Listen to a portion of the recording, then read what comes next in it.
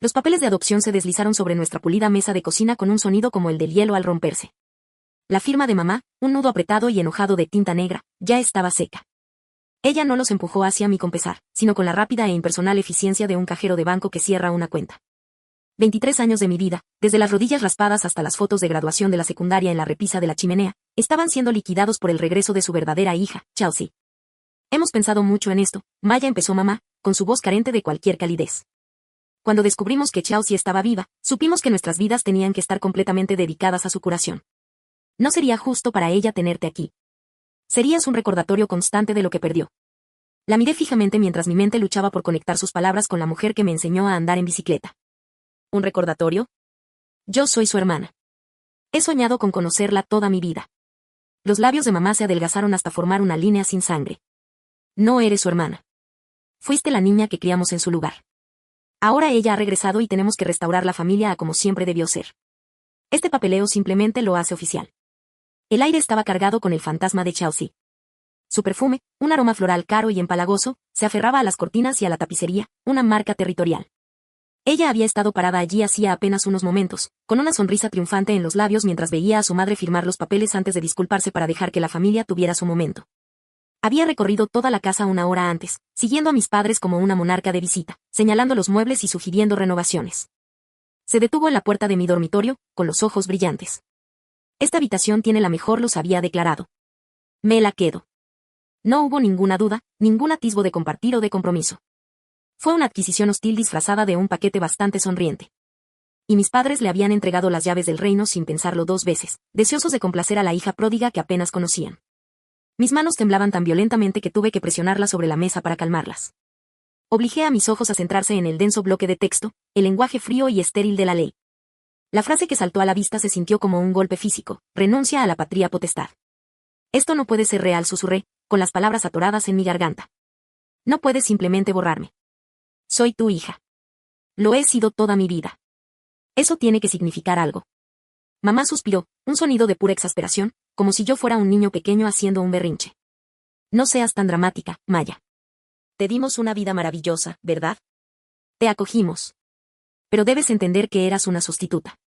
Una vida preciosa, pensamos, pero una sustituta al fin y al cabo. Chelsea es nuestra sangre. La original ha vuelto, y francamente, no podemos permitirnos mantenerlas a las dos. Tiene muchísimas necesidades. Maya. Papá habló por primera vez, con la voz ronca. No me sostuvo la mirada, sino que se concentró en un punto de la pared justo por encima de mi hombro. Tu madre tiene razón. Se trata de sangre. Me volví hacia él, con una última súplica desesperada brotando de mi interior. Papá, por favor, mírame. Mírame y dime que ya no me quieres. Se estremeció, pero sus ojos permanecieron fijos en la pared. Tienes hasta mañana por la mañana para empacar, dijo, con las palabras pronunciadas en un tono bajo, apresurado y monótono. Chelsea se muda a tu habitación esta noche. Necesita sentir que este es su espacio, su hogar. Así que tienes que desocupar tus cosas. Vete a las 10. Mamá asintió bruscamente. No lo hagas más difícil de lo que tiene que ser. Ya estamos emocionalmente agotados por el reencuentro.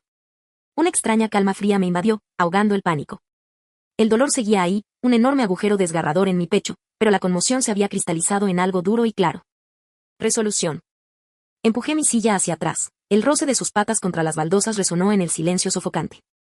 Al agacharme para recoger mi bolso del suelo, mis dedos rozaron el rectángulo de papel crujiente metido en el bolsillo lateral. El billete de lotería. Crujió suavemente, un pequeño sonido secreto que solo yo podía oír. Me puse de pie y miré a las dos personas que acababan de subastar mi existencia entera. Vieron a una hija rota y abandonada sin a dónde ir. Vieron su problema preparándose silenciosamente para desaparecer. Nunca jamás sabrían lo que acababan de perder. Bien, dije con voz firme. 10. Estaba sentada en mi destartalado sedán en la entrada, con el motor en silencio. Las llaves ni siquiera estaban en el encendido. Durante unos minutos, simplemente respiré, observando las grietas familiares en el pavimento y el rosal descuidado que papá siempre quería podar. Este coche, esta entrada, esta casa, eran las únicas constantes que había conocido, y me las arrebataban con la crueldad despreocupada de romper una vieja fotografía. Pero el entumecimiento era un escudo. Tras él, un plan tomaba forma, alimentado por una rabia tan fría y pura que parecía un superpoder. Me puse el bolso en el regazo y saqué el billete de lotería. Era un papel frágil y arrugado que sostenía el peso de todo mi futuro. Mis dedos estaban sorprendentemente firmes al darle la vuelta y marcar el número de la comisión estatal impreso en el reverso. El teléfono sonó 2 veces antes de que contestara una voz tranquila y profesional. Lotería Estatal, le habla Daniel. ¿Cómo puedo dirigir su llamada? Mi propia voz salió uniforme, casi desconcertante. Hola, Daniel. Necesito reclamar un premio. Creo que tengo el billete ganador para el premio gordo de Mega Millions del martes pasado. Se oyó un pitido electrónico cortés al cambiar de modo. Claro, señora. ¿Puedo ayudarla con el proceso de verificación inicial? ¿Tiene el boleto consigo? Miré el papelito, los números que había memorizado, los números que había consultado una docena de veces en línea en plena noche. Sí, lo tengo aquí mismo. La puerta mosquitera de la cocina se abrió de golpe, haciéndome sobresaltar. Mamá se recortaba contra la luz, con las manos en las caderas. Maya, ¿qué demonios haces ahí fuera, haciendo pucheros? Vuelve a casa ahora mismo y ayuda a Chelsea a instalarse, gritó con la voz áspera y molesta. No se decide si su tocador queda mejor contra la pared este o la sur, y necesita una segunda opinión. Apreté el teléfono con más fuerza, dándole la espalda para que no pudiera verme la cara. Tengo una llamada importante, mamá, dije al auricular lo suficientemente alto como para que me oyera. Perdona, un segundo, le susurré a Daniel. Mamá se burló, un sonido que se oyó fácilmente por todo el césped. ¿Una llamada importante con quién? ¿Ese chico de la biblioteca? Maya, este no es momento para juegos infantiles. Tu hermana te necesita, tu verdadera hermana. Ha tenido una vida traumática y lo mínimo que puedes hacer es ayudarla a ordenar sus muebles. Deja de ser tan increíblemente egoísta y entra aquí. La palabra hermana se sintió como un trozo de vidrio debajo de mi lengua. Ella no era mi hermana. Ella fue mi reemplazo. Y no fui egoísta. Estaba sobreviviendo. Estoy ocupado haciendo arreglos, respondí con voz endurecida. El doble sentido era un pequeño placer secreto. Cuando las palabras salieron de mis labios, la puerta principal se abrió de nuevo y apareció papá con los hombros caídos.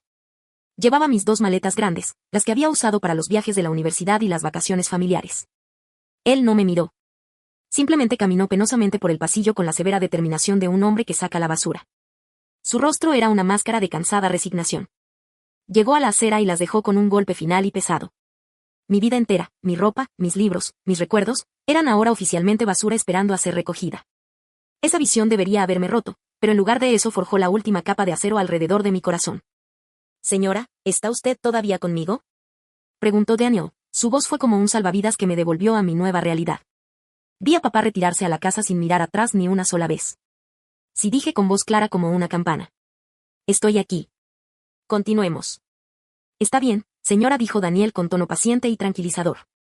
Vamos a proceder. ¿Podría leer el número de serie de 20 dígitos ubicado justo encima del código de barras? Leí los números lenta y claramente, mientras mis ojos seguían el camino que papá acababa de recorrer en el césped. Gracias. Y ahora, los 6 números ganadores, de arriba a abajo. Recité la secuencia que ahora estaba grabada en mi cerebro, una oración sagrada. 4, 16, 22, 41, 68 y la mega bola es 12. Hubo una pausa, llena solo por el suave clic de su teclado. Parecía más larga que una vida. Podía oír a Chelsea riendo dentro de la casa, un sonido agudo y tintineante que me ponía de los nervios. Probablemente estaba indicando a papá dónde colgar sus obras de arte, cubriendo los agujeros de los clavos que había dejado mi madre. Está bien, señora, la voz de Daniel regresó. Los números que ha leído coinciden exactamente con el billete ganador sorteado el pasado martes por la noche. Solo necesito hacerle algunas preguntas de seguridad más. ¿Puede decirme el lugar donde compró el billete? El rápido Mart en Hudson Avenue, respondí al instante. El pasado lunes por la mañana. Otra pausa. ¿Y su nombre para nuestros registros? Maya, dije. Mi nombre es Maya. La formalidad de todo aquello era surrealista. Afuera, mi familia me estaba borrando. Aquí, en esta línea telefónica, yo estaba naciendo. Bueno, Maya, dijo Daniel, y pude escuchar la sonrisa en su voz. En nombre de la Lotería del Estado, es un gran honor para mí ser el primero en felicitarla oficialmente. Usted es la única ganadora del premio mayor. El premio total no reclamado es de $18 millones. Las palabras quedaron suspendidas en el aire de mi pequeño coche, como si quisieran atravesar las paredes. El billete iba a caducar en 3 días, añadió. Lo reclamó justo a tiempo. 3 días. Una broma cósmica. Me habían dado 24 horas para desaparecer de sus vidas y el universo me había dado 72 horas para comenzar una nueva. La oficina del abogado en el centro de la ciudad estaba a un mundo de distancia de la tensión sofocante de mi antiguo hogar. Olía a cuero viejo y a café caro, un aroma a poder y orden. Había estado allí durante 1 hora, sentada frente a un enorme escritorio de caoba, frente a mi nueva abogada, una mujer perspicaz llamada señorita Albright, y el investigador privado que ella había contratado en mi nombre. El investigador, un hombre tranquilo y canoso llamado señor Jones, acababa de terminar su informe preliminar. Los 18 millones de dólares habían funcionado más rápido de lo que hubiera podido imaginar. Sobre el escritorio, entre nosotros, había una carpeta delgada, pero su contenido era lo suficientemente pesado como para destrozar a una familia. Entonces, seamos perfectamente claros sobre lo que encontramos, dijo la señorita Albright, juntando los dedos. La mujer que se hace llamar Chelsea les presentó a tus padres un certificado de nacimiento falso y una historia inventada, que ya hemos desmentido. El hospital donde dice haber nacido no tiene registros de ella ni de su supuesta madre biológica. Más importante aún, analizamos el ADN y deslizó un informe de laboratorio por encima del escritorio. Obtuve una muestra de un cepillo para el pelo que tu madre le compró a Chelsea, que recuperaste de la basura del baño de invitados. La comparamos con una muestra de una taza de café que usó tu padre, que nos proporcionaste ayer. Como puedes ver, hay un 0% de probabilidad de coincidencia paterna. No es la hija biológica de tu padre. Es, a todos los efectos, una completa desconocida. El señor Jones se aclaró la garganta. Es más que una desconocida, señorita Albright. Es una profesional. No es la primera vez. Hemos encontrado un patrón de comportamiento, un modus operandi específico que se dirige a familias con antecedentes documentados de niños perdidos o adoptados. Encuentra padres vulnerables dispuestos a creer en un milagro y los desangra. Las palabras me impactaron, pero no con el dolor que esperaba. La traición de mis padres fue una herida abierta. Pero esta nueva información fue una bomba extraña, casi clínica. No me habían cambiado por su verdadera hija. Me habían cambiado por un fantasma, una estafadora. La puerta de la sala de conferencias se abrió de golpe sin llamar. Chelsea entró como un rayo, seguida de cerca por mis padres, ansiosos. Tenía cara de actriz, los ojos ya brillantes de lágrimas artificiales. Maya, ahí estás, gritó con una voz temblorosa. ¿Tu madre me dijo que querías verme para qué? ¿Disculparte? Te perdono. Por supuesto. Sé que esto debe ser muy duro para ti. Corrió hacia mí con los brazos abiertos para abrazarme, esperando claramente que me derrumbara delante de nuestros padres. Se detuvo en seco al ver la mesa. El señor Jones, justo a tiempo, había dispuesto cuidadosamente una serie de fotografías brillantes de 8x10 sobre la madera pulida. Eran fotos de vigilancia. Chelsea en una casa de empeños vendiendo un relicario de plata que había pertenecido a mi abuela. Chelsea conociendo a un hombre en un aparcamiento. Un hombre cuyo expediente lo identificaba como un conocido falsificador. Chelsea bajo un corte de pelo diferente, riendo fuera de un juzgado en Ohio. Sus ojos, los mismos ojos depredadores que había visto en mi propia casa, se abrieron de par en par por la sorpresa. Las lágrimas falsas se evaporaron al instante. ¿Qué es esto?, preguntó, con la voz perdiendo su delicado temblor. ¿Qué es todo esto?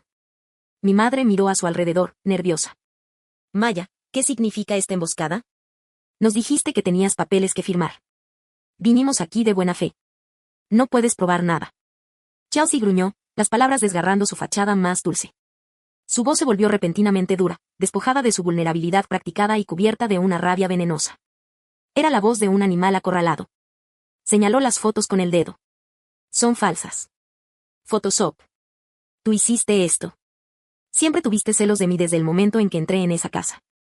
No soportabas que quisieran a su verdadera hija más que a ti, su pequeña obra de caridad. Se giró hacia mis padres, con el rostro desfigurado por la angustia. Mami. Papá. ¿No ven lo que está haciendo? Intenta envenenarlos en mi contra. Después de todos esos años que pasé soñando con ustedes, intenta separarnos de nuevo. No pueden permitírselo. No pueden. Era buena. Tenía que admitirlo. Su actuación fue magistral, cada palabra elegida para explotar su culpa y su desesperada necesidad de creer en ella. Mi padre estaba pálido, su mirada oscilaba entre las fotos y el rostro frenético de Chelsea, la confusión enfrentada a toda una vida de ingenuidad. Maya, cariño, estás siendo increíblemente dramática, dijo mamá, corriendo al lado de Chelsea y rodeándola con un brazo protector. ¿Contratando a un abogado, a un investigador privado? Esto es un asunto familiar, no un programa de televisión. Has ido demasiado lejos. Chelsea, cariño, no te preocupes. Sabemos quién eres. Pero sus palabras carecían de convicción. Vi que sus ojos se dirigían a los papeles que estaban junto a las fotos, el certificado de nacimiento falso, el extracto bancario que mostraba un gran retiro de la cuenta de ahorros de mis padres y el resumen de la verificación de antecedentes. Su mano, la que descansaba sobre el hombro de Chelsea, comenzó a temblar. Fue un temblor pequeño, casi imperceptible, pero lo vi. La primera grieta en los cimientos de su nueva familia perfecta estaba apareciendo. Mira los documentos, mamá, dije en voz baja y tranquila.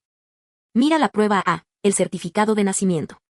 El señor Jones puede mostrarte los 7 marcadores forenses diferentes que prueban que es una falsificación. El señor Jones habló con una voz calmada y devastadoramente tranquila en la tensa sala. Cogió otro documento de la mesa. Señora, dijo, dirigiéndose directamente a mi madre, pero lo suficientemente alto para que todos lo oyeran. Quizás el documento se le resulte más esclarecedor. Lo colocó en el centro de la mesa. Su hija se ha casado 2 veces con 2 nombres diferentes. Tenemos los certificados estatales oficiales. Hace 3 años, era Jessica Miller en Dayton, Ohio. Se casó con un viudo que, 6 meses después, descubrió que su fondo de jubilación se había agotado por completo. Luego deslizó otro papel junto a él. Y antes de eso, era Emily Thorne en Savannah, Georgia. Convenció a una pareja de ancianos de que era su nieta perdida. Le firmaron la cesión de su histórica casa. La vendió y no la han visto desde entonces. Ambas familias presentaron denuncias por fraude, pero ella ya había desaparecido. ¿Le suena familiar algo de eso? La sala quedó en silencio, salvo por la respiración entrecortada de Chelsea. Todo el aire había sido absorbido por su indignación moral, reemplazado por la cruda y fea verdad expuesta sobre la mesa de un abogado. Mi padre se hundió lentamente en uno de los lujosos sillones de cuero, con el rostro ceniciento.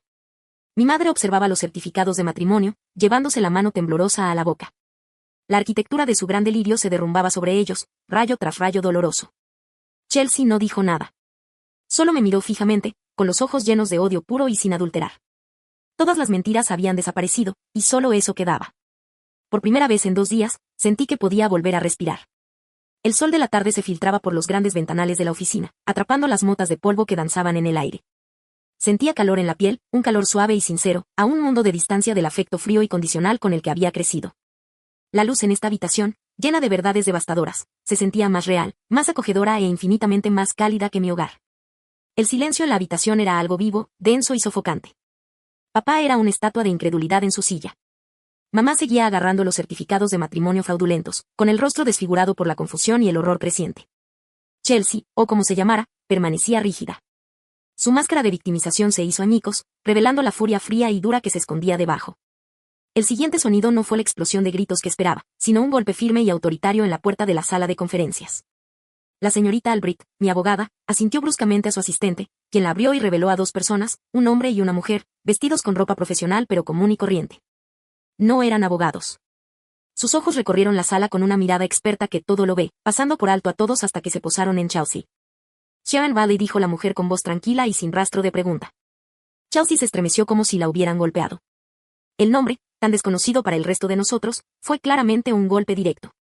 Te hemos estado buscando durante mucho tiempo. Mi madre se quedó sin aliento. ¿Sharon? ¿Quién es Sharon? Esta es nuestra hija, Chelsea.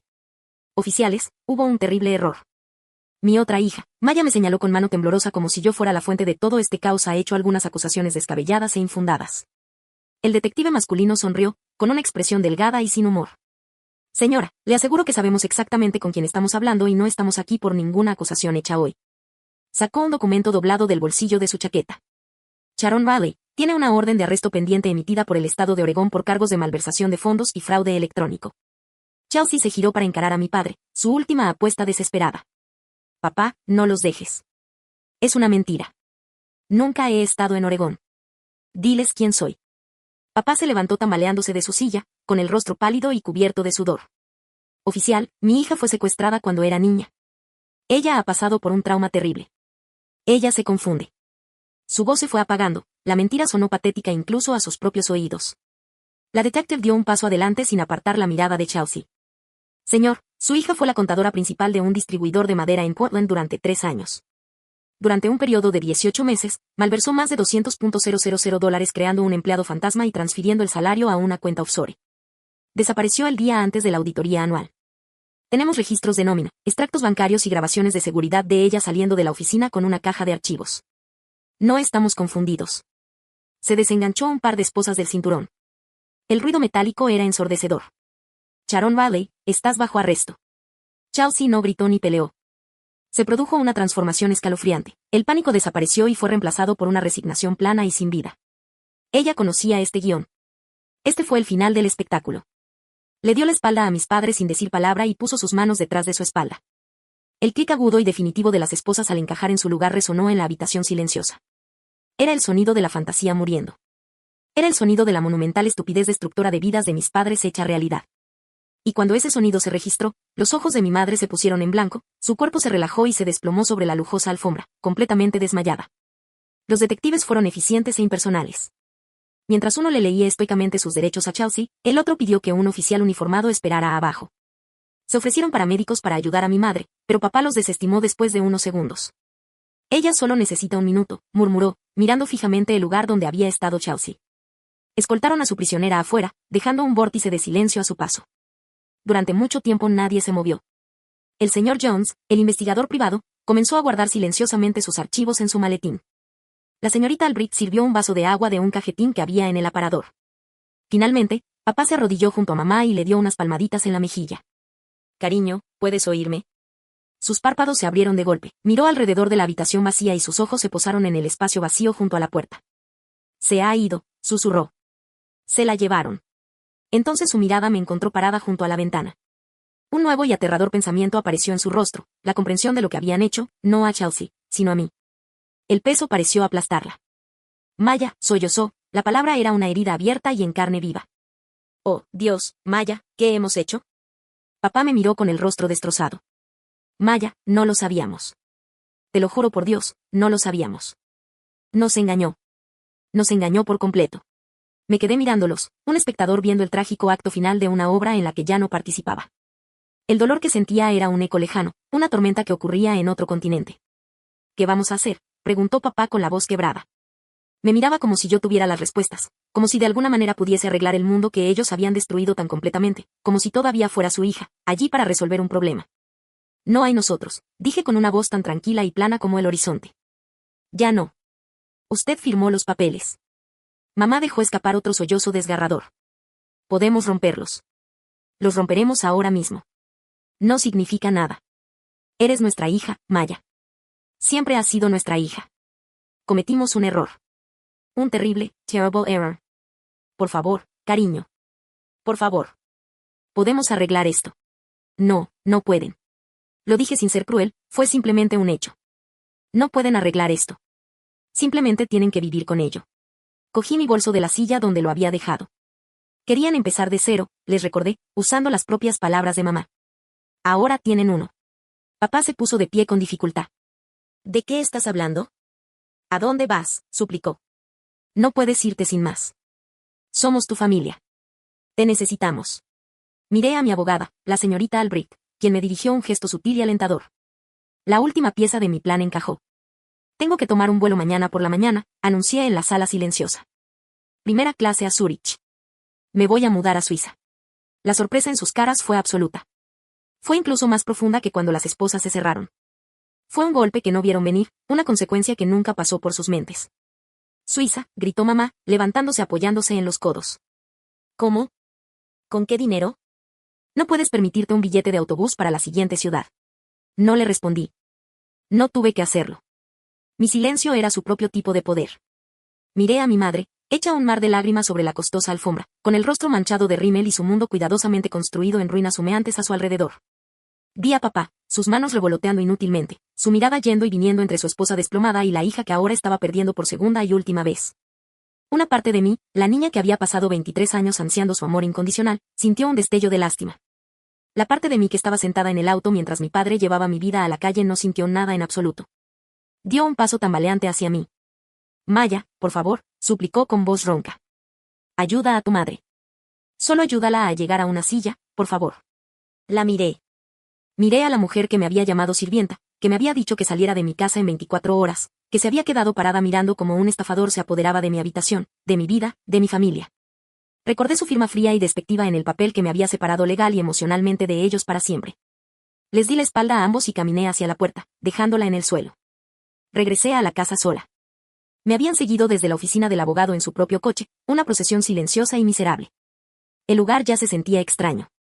Una caja medio desempacada que contenía las llamativas baratijas de Chelsea se encontraba sobre la mesa de café, y una horrible manta de piel sintética cubría el brazo del sofá. Era un escenario barato para una obra que se había cerrado el día del estreno. Ignorándolos, entré directamente al estudio de papá. Sabía dónde guardaban los archivos importantes. No tuve que buscar. Justo encima del archivador, en una carpeta nueva etiquetada con la elegante letra cursiva de mamá, estaban los documentos. Recogí la carpeta. Fondo Fiduciario Educativo de Chelsea, leí en voz alta. Mamá se estremeció. Papá se quedó mirando, con el rostro gris. Lo abrí y saqué el grueso fajo de papeles, los extractos oficiales de una cuenta de corretaje que conocía íntimamente. Sin decir palabra, me acerqué a la trituradora que estaba junto al escritorio y la encendí. La máquina cobró vida con un gruñido hambriento. Maya, ¿qué estás haciendo?, preguntó papá con la voz quebrada. Introduje la primera página en la ranura. Solo estoy limpiando algunos cabos sueltos, dije con calma. La máquina gimió mientras devoraba la página, escupiendo tiras limpias e inútiles en el contenedor de abajo. Esta cuenta, dije, sosteniendo la página siguiente. Me parece familiar. Ah, cierto. Es la que me dijiste que era financieramente inviable. Cuando quise ir a la escuela de arte hace 2 años, ¿recuerdas? Me sentaste en la mesa de la cocina y me diste una charla sobre responsabilidad fiscal. Metí otra página en la trituradora. Me dijiste que mi sueño era demasiado caro. Un lujo frívolo que no podías permitirte. Otra página perdida para siempre, pero por ella, por una completa desconocida, una estafadora profesional a la que conocías desde hacía menos de una semana, estabas lista para entregarlo todo. No hacía falta una charla. Maya, por favor, suplicó papá, dando un paso hacia mí. Para. Podemos arreglar esto. No sabíamos quién era. No es justo que nos lo eches en cara. Sonaba patético, con la voz llena de autocompasión. También éramos víctimas. Dejé de alimentar la trituradora y me giré para mirarlo, con la última página de los documentos del fideicomiso apretada en la mano. Parecía tan pequeño, tan completamente disminuido en comparación con la imponente figura de autoridad que había conocido toda mi vida. La ira que sentía ya no era intensa. Era glacial, un peso inmenso e inamovible. El sonido del motor de la trituradora era lo único que mantenía a raya el silencio. Su excusa era tan endeble, tan cobarde, que casi resultaba insultante. Intentaba escudarse en su propia estupidez, fingiendo que la ignorancia era lo mismo que la inocencia. No lo era. Lo que él y mi madre habían hecho no era solo un error nacido de una ingenuidad. Era una elección, una decisión deliberada y calculada de descartar a una persona en favor de otra. Su identidad como criminal era casi irrelevante para la esencia de su traición. No los absolvía de nada. De hecho, solo hacía que su crueldad fuera más patética, su juicio más fallido. No solo los habían engañado. Habían participado voluntariamente en su propio engaño porque la fantasía que ella les ofrecía les resultaba más atractiva que la realidad que yo representaba. ¿Sabías quién era?, dije en voz baja y cortante. Dejé caer la última página del fideicomiso entre mis dedos y caminé. Pasé junto a ellos, salí del estudio y entré en mi habitación de invitados. Mi maleta de mano estaba abierta sobre la cama. ¿Sabías que era tu hija cada vez que me ayudabas con los deberes en la mesa de la cocina? ¿Sabías que era tu hija cuando me enseñaste a conducir en este mismo barrio? ¿Sabías cuál era mi color favorito? ¿Sabías que era alérgica a las fresas? ¿Sabías que tenía pesadillas después de ver películas de terror? Empecé a meter ropa en la maleta con movimientos ágiles y eficientes. Me conociste durante 23 años. Era una desconocida. Que fuera una estafadora no cambia lo que hiciste. No borra el hecho de que me miraste, la niña que criaste, y decidiste que era desechable. Saqué una cartera de viaje impecable y de aspecto profesional de mi bolso. La abrí y saqué un fajo de documentos, asegurándome de que el membrete fuera visible. Tomaste una decisión. Firmaste un papel para echarme a la calle sin nada. Metí los papeles en un bolsillo interior de la maleta. Estos son mis nuevos extractos bancarios suizos. Yo también estoy tomando una decisión. El dinero, mamá susurró, con la voz apagada por el llanto. Me había seguido hasta la puerta, apoyada en el marco como si no tuviera fuerzas para mantenerse en pie. El abogado, el vuelo a Suiza. Maya, ¿de dónde sacaste esa cantidad de dinero? Su mente daba vueltas, intentando encontrar un punto de apoyo, un ángulo, una debilidad. Buscaba la manera de recuperar el control, de arrastrarme de vuelta al drama familiar que había creado. Cerré la cremallera de mi equipaje de mano con una firmeza satisfactoria y pasé junto a ella hacia la cocina. Me detuve en el mostrador, justo en el lugar donde me había deslizado los papeles de renuncia ayer mismo. De mi bolsillo saqué el pequeño talón roto del billete de lotería, la parte que había guardado después de entregarle el billete principal a la señorita Albrecht para que lo guardara. Lo coloqué con cuidado sobre la encimera, un pequeño trozo de papel que parecía más pesado que un bloque de oro. Ambos lo miraron fijamente. Papá entrecerró los ojos, sin comprender. Pero mamá, con los ojos abiertos por un nuevo horror naciente, extendió lentamente la mano y lo cogió. Leyó los números, luego la fecha. El martes pasado. Su mirada se encontró con la mía, un universo de preguntas en sus ojos. Le di la respuesta. 18 millones, dije, con la voz desprovista de toda emoción. El premio gordo de Mega Millions. Compré el billete el lunes pasado. Observé sus rostros. Fue fascinante. El dolor y la confusión de la última hora se evaporaron al instante, reemplazados por algo mucho más primario y grotesco. Fue la conmoción de su vida. Un cóctel nauseabundo de codicia, asombro y el arrepentimiento más profundo y desgarrador que jamás había presenciado. Sus rostros parecieron desmoronarse, colapsando bajo el peso de la cifra que acababa de nombrar. 18 millones de dólares. La hija que habían desechado. La niña cara que habían considerado una mala inversión se había convertido en millonaria de la noche a la mañana. El silencio en la cocina era absoluto, roto solo por un sordo rumor del exterior. Y desaparezco al amanecer, añadí, girándome hacia el sonido. El taxi estaba aquí.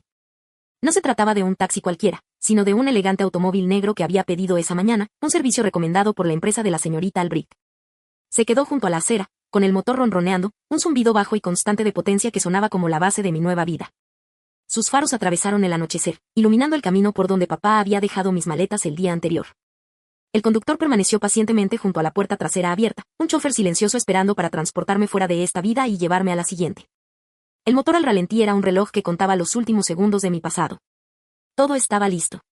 Mi escape ya no era un plan desesperado. Era una realidad que me esperaba al final del camino de entrada con el motor en marcha. La puerta de embarque del aeropuerto era un oasis de tranquilo anonimato.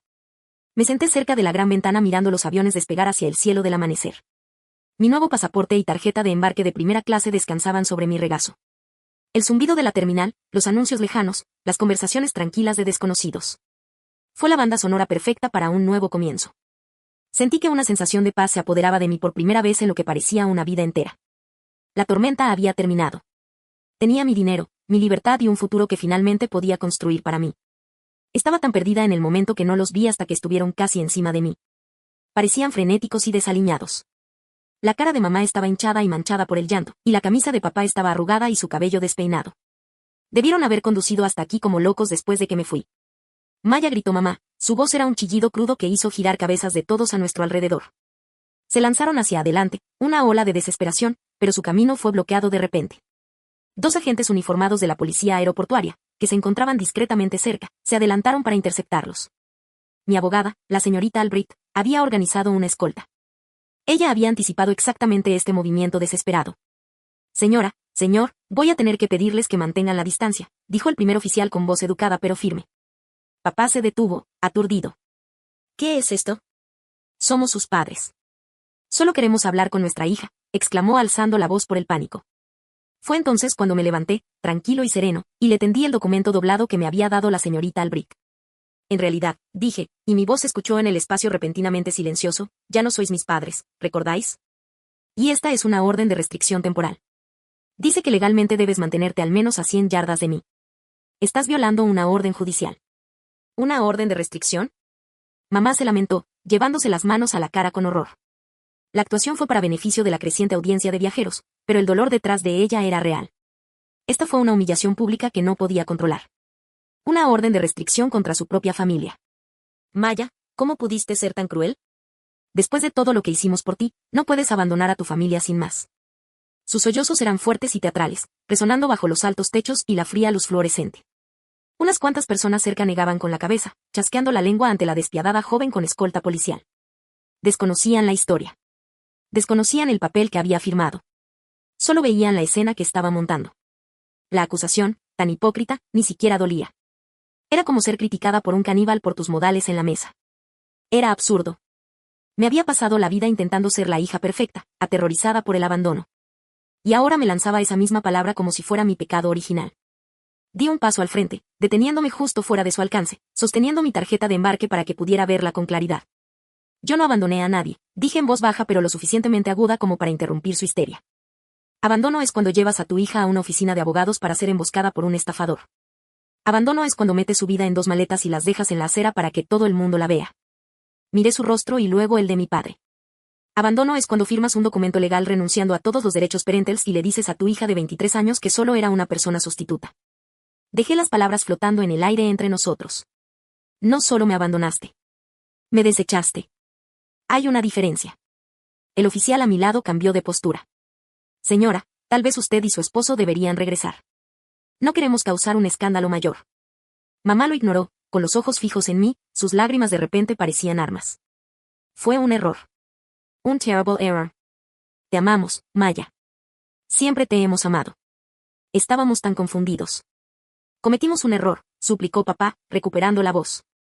Dio un paso al frente, con las manos levantadas en un gesto de súplica. Chelsea nos engañó a todos.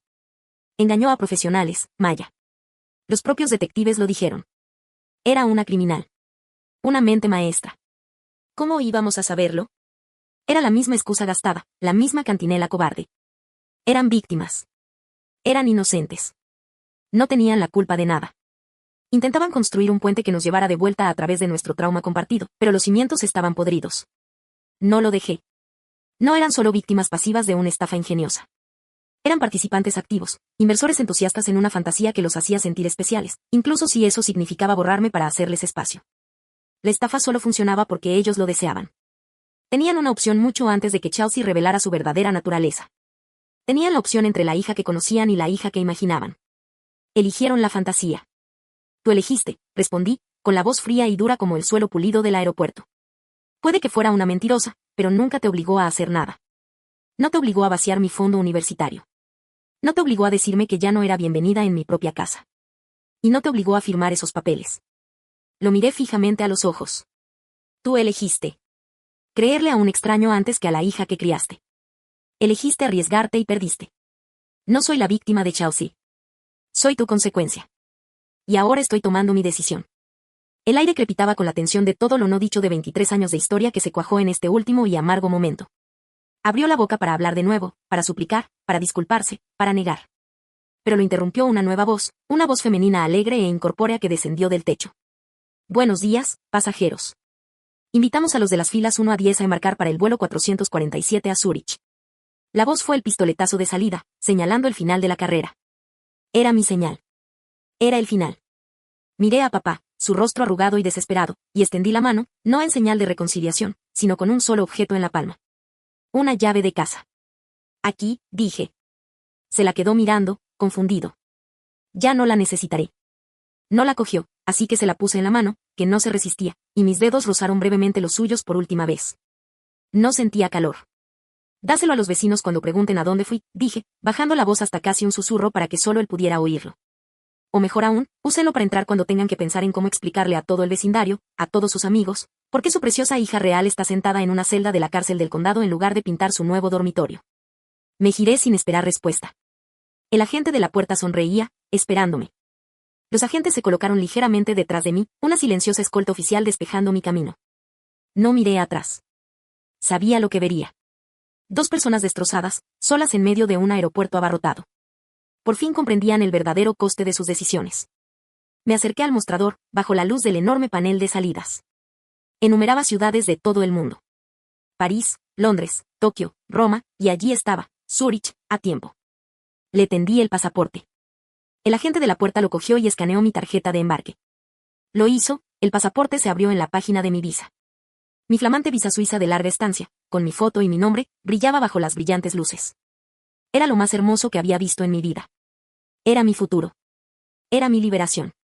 Que tenga un maravilloso vuelo, señorita Maya, dijo la agente con una sonrisa profesional. Y por primera vez, el nombre me pareció completamente mío. La voz del agente de la puerta resonó en mis oídos, una bendición final. Vuelo 447 a Zúrich, embarcando. Les di la espalda a todo el lamentable espectáculo y caminé hacia la pasarela. No corrí, caminé a paso pausado. Cada paso me alejaba más de la chica que se había sentado a la mesa de la cocina hacía 24 horas, con su mundo destrozándose a su alrededor. El ruido ambiental de la terminal comenzó a desvanecerse, reemplazado por el silencio alfombrado del pasillo. Era un túnel entre mundos. Detrás de mí había una vida de amor condicional, de ser un sustituto, de ser pesada, medida y encontrada deficiente. Delante de mí había un lienzo blanco y un juego completo de pinturas, todas mías. Podía ver el rayo de luz al fondo, la acogedora entrada del avión. No miré atrás. Sabía con absoluta certeza que allí atrás no había nada ni nadie para mí. Al cruzar el umbral del avión, una azafata me recibió con una cálida sonrisa. Bienvenido a bordo, dijo. Encontré mi asiento junto a la ventana, hundiéndome en el lujoso cuero, y cuando la puerta de la cabina se cerró con un golpe sordo y satisfactorio, finalmente dejé escapar el aliento que sentía que había estado conteniendo durante 23 años. Estaba desapareciendo en el cielo, un fantasma que dejaba atrás una casa embrujada para siempre. 6 meses después, estaba en el balcón de mi pequeño chalet con vistas a Grindelwald. El aire de los Alpes suizos era tan limpio que se sentía como un tónico, y los únicos sonidos eran el lejano y suave tintineo de los cencerros y el susurro del viento entre los pinos. Pasaba las mañanas recorriendo los senderos que entrecruzan las montañas, y mis tardes eran para pintar. Mi caballete estaba instalado allí mismo, en el balcón, con un paisaje a medio terminar de la cara norte del Eiger secándose bajo la luz nítida y clara. Mi arte era diferente allí. Era más audaz, más seguro, lleno de color y espacio. Era la obra de una persona que ya no temía ocupar espacio en el mundo. Mi fortuna, administrada por un equipo discreto y competente de banqueros de Zúrich que la señorita Albrecht me había recomendado, era un motor silencioso y autoperpetuante de mi libertad. Los intereses por sí solos superaban mis posibilidades de gasto. El fondo fiduciario que había creado para mí crecía a diario, un testimonio silencioso de la vida que estaba construyendo. Me enteré del destino de mi antigua familia a través de una alerta de Google que mi abogado me había configurado. El titular de su periódico local era una clase magistral sobre un escándalo discreto en un pueblo pequeño, una pareja local acusada de complicidad en la red de fraude nacional de su hija. La ironía era tan densa que podría haberme atragantado. El artículo era breve, pero los detalles, confirmados más tarde en un correo electrónico profesional escueto del señor Jones, eran devastadoramente claros. Chelsea, o mejor dicho, Sharon, era una profesional, y los profesionales ocultan sus huellas.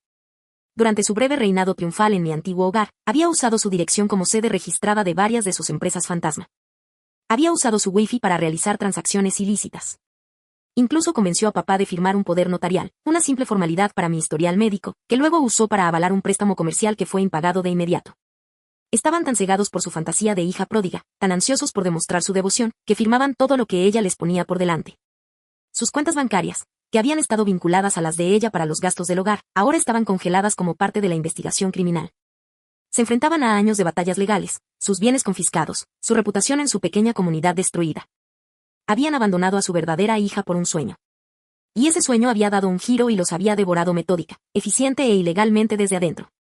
Habían estado tan desesperados por tener una verdadera hija que nunca se dieron cuenta de que simplemente eran su última y más importante. Un blanco crédulo. A veces, generalmente tarde en la noche, cuando el valle se hunde en un profundo silencio, me descubro pensando en ellos. La ira se ha ido, arrastrada por el viento, la altitud y el simple paso sanador del tiempo. Solo queda una especie de curiosidad antropológica distante. Mi venganza nunca fue el dinero ni la huida. Mi venganza fue dejar que sus decisiones se desarrollaran hasta su ruinoso desenlace natural. Me pregunto qué hacen ahora dando vueltas en esa casa llena de fantasmas. Me pregunto si alguna vez pasan por delante de mi antiguo dormitorio.